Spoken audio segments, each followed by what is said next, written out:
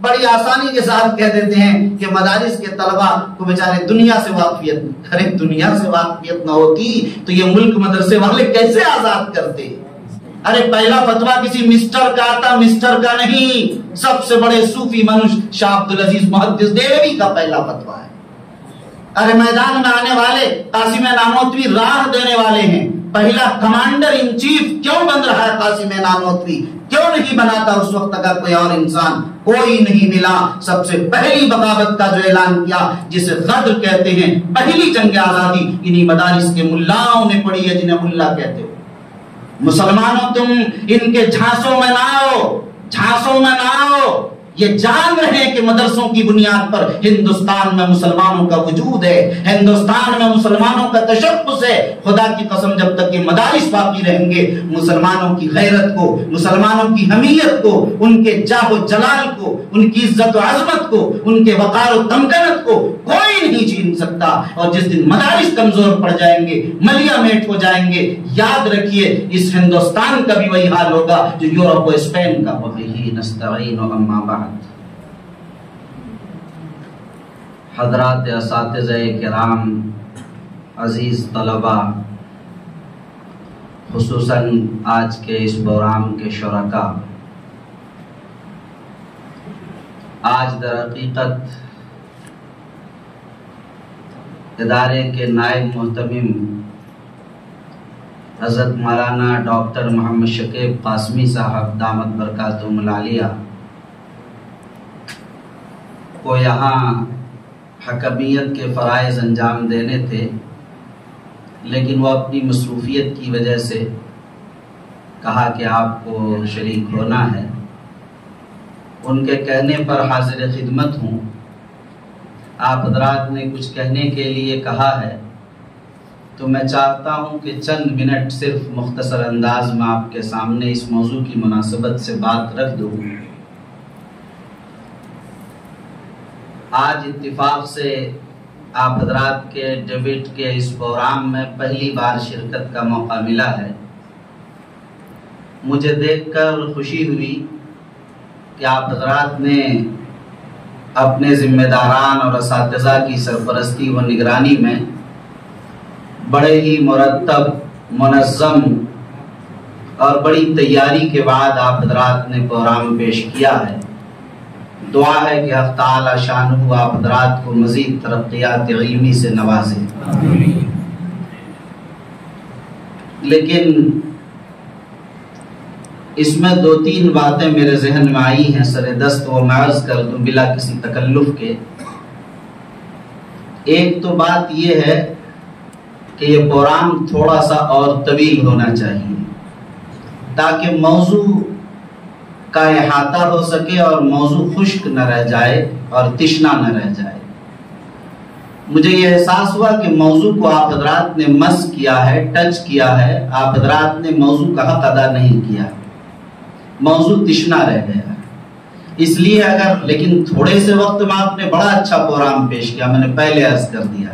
اس لیے یہاں قصور آپ کا نہیں، قصور وقت کا ہے، اس لیے اس میں وقت میں اضافہ ہونا چاہیے تو یہ مزید بہتر ہوگا۔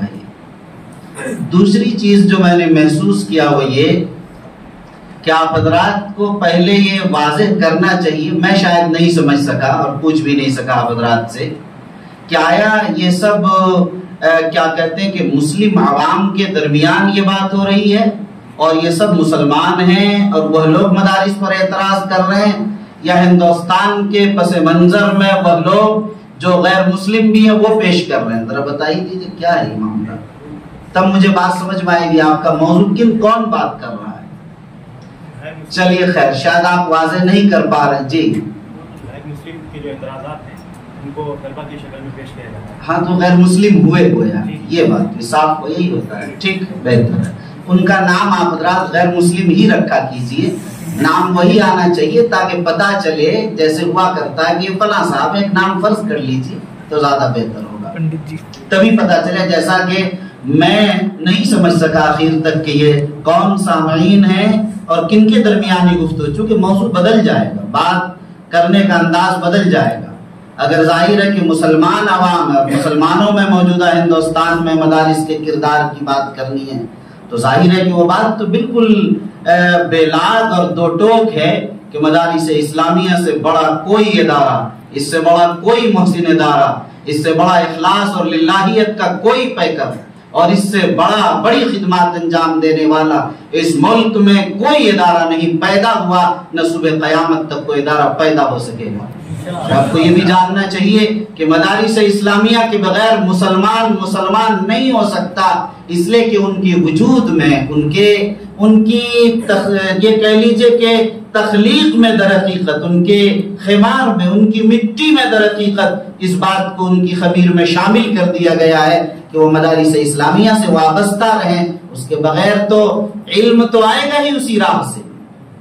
آدم علیہ السلام کی اشرفیت اور انسان کی انسانیت کو تسلیم علم کی بنیاد پر کیا گیا، ورنہ تو ظاہر ہے کہ سب سے بڑے مطیع فرما بردار اور سب سے بڑے اور خالق و مالک پالنہار کے سب سے مطیع و فرما بردار اور کائنات انسانی کے نظام تکوینیات کو چلانے والا سب سے مضبوط ترین جو جماعت ہے وہ فرشتوں کی جماعت ہے۔ انسان مفید نہیں ہے اس لیے کہ انسان مطیع و فرما بردار نہیں، انسان مفید نہیں عالم کے لیے اس لیے کہ انسان یہ مخلص نہیں ہے۔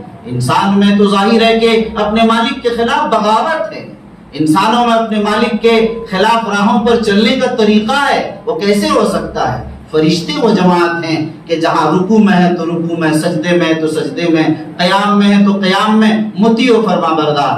دنیا کے ہر ادارے اور ہر سنسدہ کو اور دنیا کے ہر نظام کے خالق و مالک کو مطیع و فرما بردار انسان چاہیے، انہیں کوئی خالق سے ٹکرانے والا نہیں چاہیے۔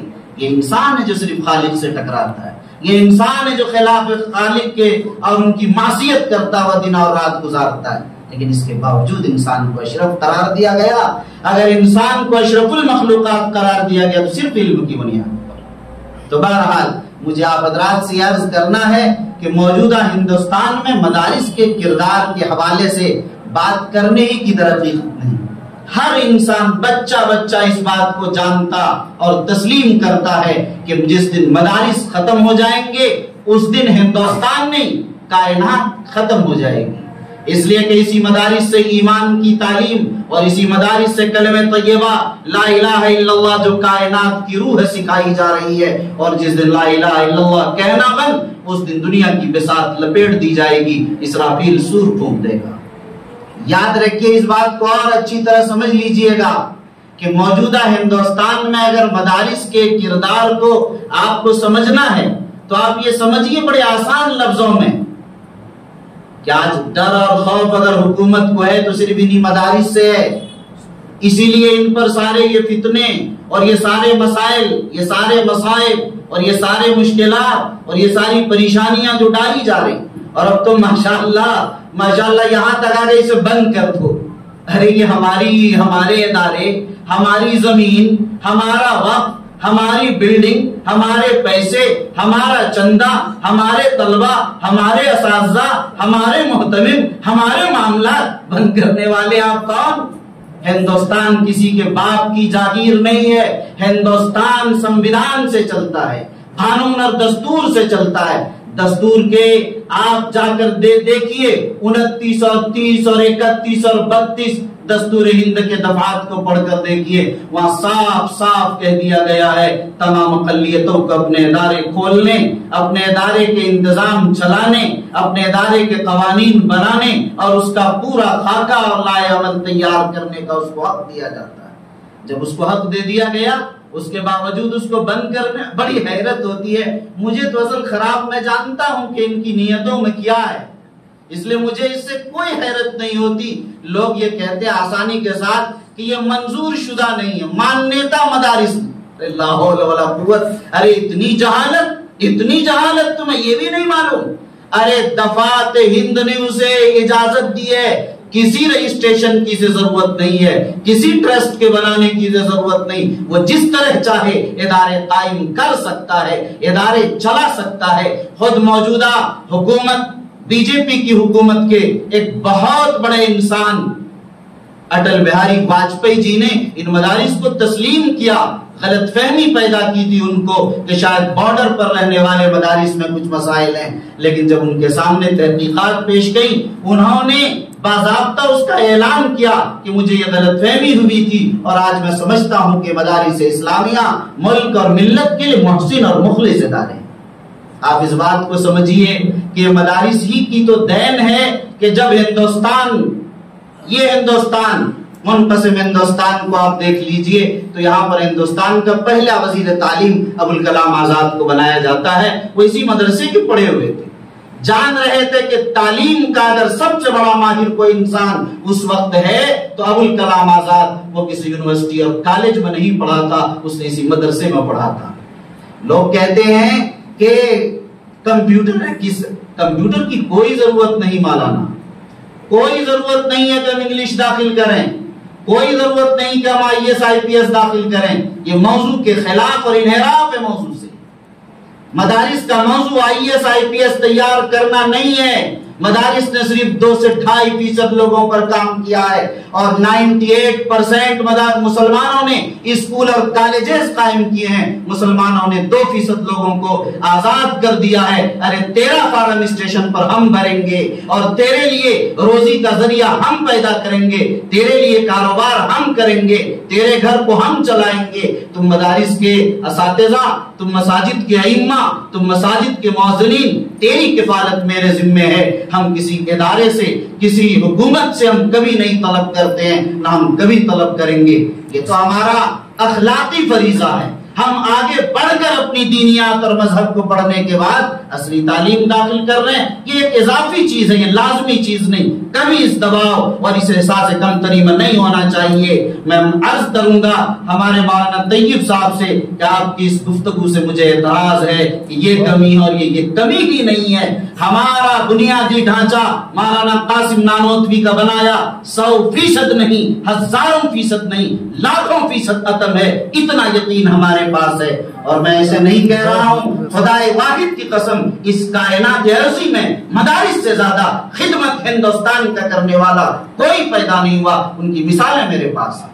ایک ادارہ بتا دیجئے جو قوم کے چندے سے چلا کر اور علم کی کا شمع روشن کیا، علم کا چراغ جلایا ہو۔ یہ مکاتب اور مدارس یہ مسلم قوم ہیں جنہوں نے اپنے چندے سے چلا کر مدارس کو آباد کیا اور ہندوستان میں پھیلے ہوئے 4% انسانوں کو علم کی تعلیم سے آراستہ کیا۔ جن کو علم کی تعلیم سے آراستہ کرنا ذمہ داری تھی حکومت کی، حکومت پر اتنا بڑا احسان مدارس نے کیا کہ 4% سے ان کو فارغ کر دیا کہ آپ 96% پر لگیے، 4% کو ہم خود کنٹرول کر رہے ہیں۔ کوئی ادارہ اس ہندوستان میں بتائیے جنہوں نے کہا ہو کہ ہم 4% نہیں 1% کو تعلیم ہم دے رہے ہیں، کسی نے اتنا بڑا احسان نہیں کیا۔ اور لوگ سمجھتے ہیں کہ مدارس مسلمانوں کے ہیں، تاریخ نہیں پڑھتے ہیں اور اسٹیجوں پر بیٹھ جاتے ہیں اور بے شرمی اور ڈھٹائی کے ساتھ یہ بات کرنے لگ جاتے ہیں کہ مدارس اسلامیہ۔ ارے سروے پڑھی الجزیرہ کی رپورٹ نے بتایا کہ آج بھی مدارس اسلامیہ اور مکاتب دینیہ کے اندر صرف مسلمانوں کے بچے نہیں، غیر مسلموں کے بچے ایک بڑی تعداد میں پڑھتے ہیں۔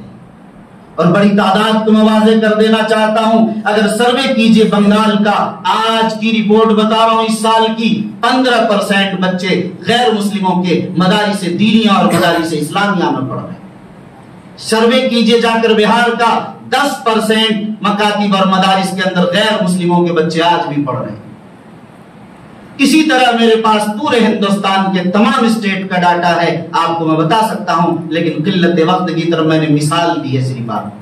میرے بھائیوں، ان مدارس اسلامیہ نے ان پہاڑوں کی چوٹیوں پر اور ان چٹانوں پر اور ان دریاؤں کے کنارے اور ساحلوں کے کنارے میں، ان جزیروں اور ٹاپوؤں میں، ان جنگلوں کے اندر جا کر ایسی آبادیوں میں جہاں کے کوئی انسان پہنچنے کے لیے تیار نہیں ہے، 500 روپے کی تنخواہ پر، 1000 کی تنخواہ پر، 1000 کہہ رہا ہوں نوٹ کر لیجئے، 1 لاکھ کی تنخواہ نہیں، 2.5 لاکھ پروفیسر کو تنخواہ دینے کے بعد تب 2 گھنٹہ پڑھا رہے ہیں، یہ 12 گھنٹے 10 گھنٹے 1000 میں پڑھا رہے ہیں۔ ہندوستان کے لوگ کان کھول کر میری آواز کو سن لے، میں سوچ کر کہہ رہا ہوں 1000 سوچ کر کہہ رہا ہوں، آج بھی امارت شریعہ 1000 روپے یا 2000 روپے مکاتب میں پڑھانے والوں کو دے رہے ہیں، اور 100 سے زائد مکاتب میں علماء 1000 روپے پر کام کر رہے ہیں۔ مولانا کون ہیں؟ مدارس اسلامیہ کے مقاصد پر یہ 10-15 منٹ کی گفتگو نہیں، خدا کی قسم 10 گھنٹے بولنے کی ضرورت ہے، تب یہ پہلو بھی نمایاں نہیں ہو سکتا۔ مدارس اسلامیہ کے طلبہ کا اخلاص، یہاں کے فضلہ کا جو ایثار، جو قربانی ہے، یہ ایثار اور قربانی اور معمولی خرچے پر اپنا گزارا کر لینا، جو ادب اور احترام مدارس کے طلبہ میں ہوتا ہے، کیا اسکولوں اور کالجوں یونیورسٹیوں میں جس میں حکومت بڑے بڑے خرچے کے ساتھ ادا کر رہی، کیا یہ چیزیں پوری ہو رہی؟ ان طلبہ کے اندر نہ وہ اخلاص ہے جو مدارس میں ہے، نہ اس کے اندر وہ آداب ہیں جو مدارس کے طلبہ کے اندر ہیں، نہ ان کے اندر وہ شعور ہے جو مدارس کے طلبہ کے اندر ہے۔ بڑی آسانی کے ساتھ کہہ دیتے ہیں کہ مدارس کے طلبہ کو بیچارے دنیا سے واقفیت، ارے دنیا سے واقفیت نہ ہوتی تو یہ ملک مدرسے والے کیسے آزاد کرتے؟ ارے کیسے آزاد کرتے؟ ارے پہلا فتویٰ کسی مسٹر کا آتا، مسٹر کا نہیں، سب سے بڑے صوفی منش شاہ عبدالعزیز محدث دہلوی کا پہلا فتویٰ ہے۔ ارے میدان میں آنے والے قاسم نانوتوی راہ دینے والے ہیں، پہلا کمانڈر ان چیف کیوں بن رہا ہے قاسم نانوتوی؟ کیوں نہیں بناتا اس وقت کا کوئی اور انسان؟ کوئی نہیں ملا۔ سب سے پہلی بغاوت کا جو اعلان کیا، جسے غدر کہتے ہیں، پہلی جنگ آزادی انہی مدارس کے ملاؤں نے پڑھی ہے جنہیں ملا کہتے ہو۔ مسلمانوں تم ان کے جھانسوں میں نہ آؤ، جھانسوں میں نہ آؤ۔ یہ جان رہے ہیں کہ مدرسوں کی بنیاد پر ہندوستان میں مسلمانوں کا وجود ہے، ہندوستان میں مسلمانوں کا تشخص ہے۔ خدا کی قسم جب تک یہ مدارس باقی رہیں گے، مسلمانوں کی غیرت کو، مسلمانوں کی حمیت کو، ان کے جاہ و جلال کو، ان کی عزت و عظمت کو، ان کے وقار و تمکنت کو کوئی نہیں چھین سکتا۔ اور جس دن مدارس کمزور پڑ جائیں گے، ملیا میٹ ہو جائیں گے، یاد رکھیے اس ہندوستان کا بھی وہی حال ہوگا جو یورپ و اسپین کا ہوا ہے۔ اس لیے یہ اس بات کو جان رہے ہیں، اس لیے یہ سب کر رہے ہیں، اور آپ نہیں جان رہے اور آپ چکر میں آ جاتے ہیں۔ ہاں یہ ہونا چاہیے، کیوں کرے؟ حیرت ہوتی ہے کہ میں جاتا ہوں ڈاکٹر کے یہاں، ان سے کہا کہ بھائی یہ ہارٹ کا مسئلہ، بولے یہ ہارٹ ہم بچوں کے ڈاکٹر نہیں، ہم بڑے لوگوں کے ہارٹ کے ڈاکٹر ہیں۔ ہاں واقعہ بتا رہا ہوں، میرے بچے کو ہارٹ کی تکلیف، میں ہارٹ والے کے یہاں گیا تو انہوں نے کہا کہ صرف میں دیکھتا ہوں، میں آپریشن کی تفصیلات نہیں بتا سکتا۔ آپریشن کی تفصیلات کیا گیا تو انہوں نے کہا کہ میں صرف آپریشن کاٹ چھانٹ جانتا ہوں، اس کے بعد کیا دوا چلے گی وہ میں نہیں جانتا، وہ بتائیں گے۔ جہالت کی اتنی انتہا ہے مولانا، اتنی انتہا ہے آپ تصور بھی نہیں کر سکتے۔ یہ مولوی کی صرف قوم ہے، اس کائنات عرضی کا دعویٰ کر رہا ہوں میں، کائنات میں مولوی یہ قوم ہے کہ جو دنیا کے سارے مسائل کا حل ان کے پاس ہے، اور اس کی وجہ میں مولوی کی تعریف نہیں کرتا، اس لیے کہ مولوی وہ ہے جو مولا والا ہوتا ہے اور خدا والا ہوتا ہے، اور خدا کے پاس سارے مسائل کا حل ہے، خدا کے نبی کے پاس حل ہے، اس لیے ان کے وارث کے پاس بھی حل ہے۔ یا آپ یوں سمجھیے ان مولویوں کے پاس اس لیے حل ہے کہ ان کے پاس قرآن مشکلات کا حل موجود ہے، اسی کو پڑھیں۔ اس لیے آپ حضرات اس جھانسے میں قطعاً نہ آئیے، اور کمپیوٹر اور فلاں اور چلاں، میں کمپیوٹر نہیں جانتا، کون کمپیوٹر والا ہے جو مجھ سے مقابلہ کرے گا؟ مجھے چیلنج ہے پورے ہندوستان کے کمپیوٹر کے ماہرین سے، وہ آ کر بات کر لے، کوئی نہیں کر سکتا، آپ سے کوئی بات نہیں کر سکتا۔ آپ احساس کمتری کے شکار مت ہوئیے، آپ تک ایک وقت میں پورے جسم انسانی کیا ماہر ہیں۔ آپ نماز کے بارے پوری تفصیلات آپ بتاتے، زکات و حج کی تفصیلات آپ بتاتے، بیوہ اور شفا آپ سمجھاتے ہیں، وصیت و وراثت آپ سمجھاتے ہیں، ہبہ اور خلا آپ سمجھاتے ہیں، سارے مسائل آپ سمجھاتے ہیں۔ ابھی چند روز پہلے دارالفتاء کے مفتی اسد صاحب بیٹھے ہوئے تھے، خواب کی تعبیر آئی دارالفتاء، حد ہو گئی بھائی، ارے آپ لوگ خواب کی تعبیر کیوں دیتے؟ دارالفتاء کا کام نہیں ہے یہ خواب کی معبر کہہ دیے، لکھ دیجئے اس فتوے پر کہ مجھ سے مسئلہ پوچھا جائے، احکام شرعیہ کا ادلہ تفصیلیہ کے ساتھ جانا، احکام شرعیہ صرف بتائیں گے، خواب احکام شرع میں نہیں ہے، لیکن وہ بھی بتاتے، میرا کہنا ہے میاں بیوی کے جھگڑے وہ حل کرتے ہیں، تعویذ وہ دیتے ہیں، دم وہ کرتے ہیں، پریشانی کے وقت وہ تسلی دیتے ہیں، حوصلہ افزائی وہ کرتے ہیں، اذان پیدائش پر وہ دیتے ہیں، عقیقہ ختنہ وہ کرتے ہیں، نکاح وہ کراتے ہیں، جنازہ وہ پڑھاتے ہیں، دفن وہ کرتے ہیں، جنازہ کا انداز وہ بتاتے سکھاتے ہیں۔ کون کام ہے کسی اور کا؟ کسی کی کہیں کوئی تلاش ہے مولانا؟ آپ کی تلاش ہے، صرف آپ کی تلاش ہے۔ اس لیے میں کہنا چاہتا ہوں آپ حضرات سے، آپ سے کیا پوری قوت کے ساتھ، پوری عظمت کے ساتھ، پورے وقار کے ساتھ اپنے اداروں کی قدر کیجیے۔ یہاں نصاب کی کسی تبدیلی کی ضرورت نہیں ہے۔ اسی نصاب کو بڑھ کر قاسم نانوتوی پیدا ہوئے، جن کا جواب دنیا اسلام کے کسی یہودی کے، کسی عیسائی اور کوئی بھی کسی طبقے سے تعلق رکھنے والے انسان کے پاس نہیں تھا۔ انہی مدرسوں کے نصاب کو شیخ الاسلام حضرت مدنی نے پڑھا تھا، حضرت تھانوی نے اسی نصاب کو پڑھا تھا، جن کا جواب کسی کے پاس نہیں۔ یہ وہ انسان، اور بات معاف کیجئے گا، یہ اس دور کی مثالیں آ گئی۔ موجودہ ہندوستان میں بھی کوئی کمی مدارس کے اندر نہیں، کوئی کمی نہیں۔ ہاں، اس کا احساس ضرور ہے۔ دونوں حضرات نے بڑی اچھی بات کہی کہ انہوں نے بھی تسلیم کیا اپنی کمی کا، یہ کرنا چاہیے۔